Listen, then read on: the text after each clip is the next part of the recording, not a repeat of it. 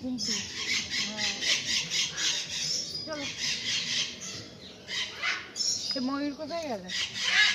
ঢুকে গেছে ওটা। ওই উপরেরটা ওইখানে আছে, ওই ওপাশে গিয়েছে, আর এইটা এখানে ছিল। ওই যে ওই যে ওই যে দেখেছ? ওই তো এই ঝোপগুলোর পেছনে